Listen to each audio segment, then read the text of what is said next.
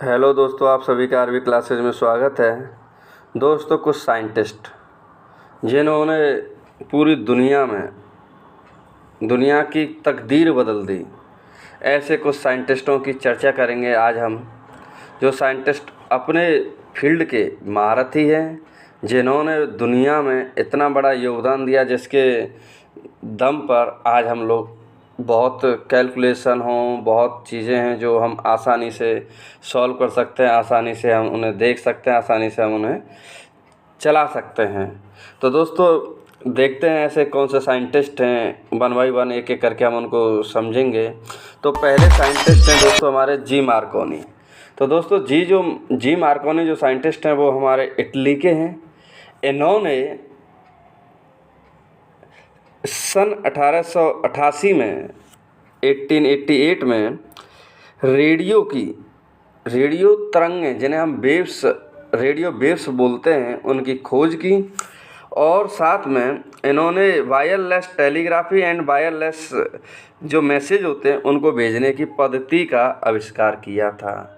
जी हाँ दोस्तों, हमारे जो जी मार्कोनी हैं, उन्होंने दुनिया में एक अहम अपना रोल अदा किया। उन्होंने रेडियो और वायरलेस टेलीग्राफी, वायरलेस मैसेज भेजने का एक जो काम है वो हमारा जी मार्कोनी जी ने किया। तो ये भी अपने फील्ड के महारथी हैं और इन्होंने दुनिया को बहुत आसानी से मैसेज भेजने की, रेडियो से हम जो कुछ भी न्यूज़ हो, सॉन्ग हो, जो भी सुनते हैं, तो वो किसकी देन है? जी मार्कोनी की। अगले साइंटिस्ट आते हैं दोस्तों हमारे गैलीलियो। नाम तो इनका बड़ा ही चर्चित रहता है, नाम सुना ही रहता है इनका। तो ये भी दोस्तों इटली के वैज्ञानिक हैं। इन्होंने गति के समीकरण मतलब हम क्या बोलते हैं इनको? मोशन इक्वेशन एंड जड़त्व का नियम दिया, जैसे हम इनर्शिया बोलते हैं इन्होंने। और साथ ही साथ इन्होंने दूरदर्शी का आविष्कार किया था। दोस्तों, इन्होंने भी, गैलीलियो ने बहुत ही अच्छे से एक्सप्लेनेशन किया, मोशन इक्वेशन एंड इनर्शिया के बारे में समझाया। और साथ ही साथ इन्होंने दूरदर्शी का भी एक खोज की, एक आविष्कार किया था। दोस्तों, नेक्स्ट साइंटिस्ट के बारे में देखते हैं, न्यूटन साहब। ये तो दोस्तों बड़े ही फेमस हैं। हमारे फिज़िक्स की दुनिया में जब हम कदम रखते हैं तो हमारी शुरुआत ही न्यूटन साहब से होती है। अगर हम बात करें 9th क्लास से, तो ज़्यादा सी डिटेल में अगर हम पढ़ते हैं तो 9th क्लास से स्टार्टिंग हो जाती है। तो जो न्यूटन साहब हैं, इनको तो हम अलग ही साइंटिस्ट बोलते हैं। ये इंग्लैंड के वैज्ञानिक थे। इन्होंने गति के नियम तथा सार्वत्रिक गुरुत्वाकर्षण के नियम दिए, मतलब motion of equation and capital G, जिसे हम यूनिवर्सल ग्रेविटेशनल कांस्टेंट बोलते हैं। इन्होंने परावर्तक, दूरदर्शी तथा अवकलन गणित का आविष्कार किया था। अवकलन मतलब डिफरेंशिएशन मैथमेटिक्स का इन्होंने आविष्कार किया था। इन्होंने गणित के द्विपद प्रमेय के नियम दिए थे। द्विपद मतलब बायोनोमियल थ्योरम के आविष्कार किए थे। तो दोस्तों, न्यूटन साहब का बहुत ही इम्पोर्टेंट रोल है इन फिज़िक्स की दुनिया में। सो ये भी अपने फील्ड के महारथी हासिल थे। ये तो इतना ही नहीं, जहाँ जहाँ इनको मन करता था वहाँ वहाँ ये अपना पहुँच जाते थे। चाहे वो वेव्स हों, चाहे वो लाइट की वेव्स हों। हमारे 11th में एक चैप्टर है, 11th में एनसीईआरटी में लास्ट में वेव्स आते हैं। ये जो है हर जगह पहुंचने की कोशिश करते थे, समझाते थे, अपनी कुछ डिटेल में चर्चा करते थे। तो इस तरह से इन्होंने अपने फिज़िक्स के फील्ड में अपना योगदान दिया। दोस्तों, नेक्स्ट साइंटिस्ट हैं एनरिको फर्मी। ये भी इटली के साइंटिस्ट थे। इन्होंने कृत्रिम रेडियो सक्रिय तत्वों की पहचान की थी तथा परमाणु भट्टी का निर्माण किया था। तो फर्मी साहब ने कृत्रिम रेडियो सक्रिय तत्वों की पहचान की थी एंड परमाणु भट्टी, जिसे हम बोलते हैं एटॉमिक फर्नेस, का निर्माण किया था। नेक्स्ट साइंटिस्ट के बारे में देखते हैं दोस्तों, होमी जहांगीर भाभा। ये हमारे भारत के साइंटिस्ट हैं जो कि साथ के साथ स्वप्न दृष्टा थे। इन्होंने भारत के परमाणु ऊर्जा कार्यक्रम की कल्पना की थी। उन्होंने मुट्ठी भर वैज्ञानिकों की मदद से मार्च 1944 में नाभिकीय ऊर्जा पर अनुसंधान की शुरुआत की थी। तो दोस्तों, भारत के साइंटिस्ट भी किसी से कम नहीं थे। अब आने वाले समय में भारत के जो साइंटिस्ट हैं वो भी एक नए से नया परचम लहरा रहे हैं।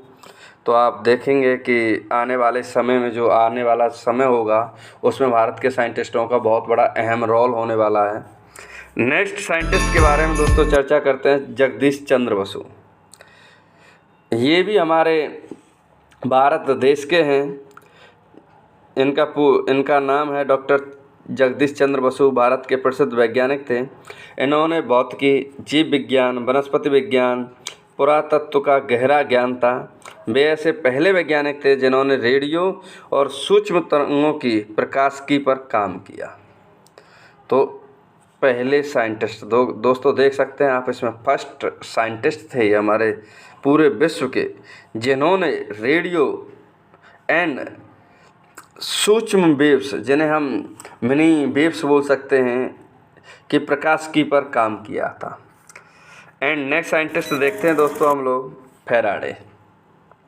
फैराडे दोस्तों इलेक्ट्रिसिटी EMI चैप्टर में बहुत हमने पढ़ा है 12th में। तो देखते हैं कैसे इन्होंने क्या बोला है। फैराडे ये जो है हमारे इंग्लैंड के वैज्ञानिक थे। इन्होंने विद्युत अपघटन के नियम तथा विद्युत चुम्बकीय प्रेरण के नियम दिए थे। इसके अतिरिक्त इन्होंने डायनेमो का आविष्कार किया था।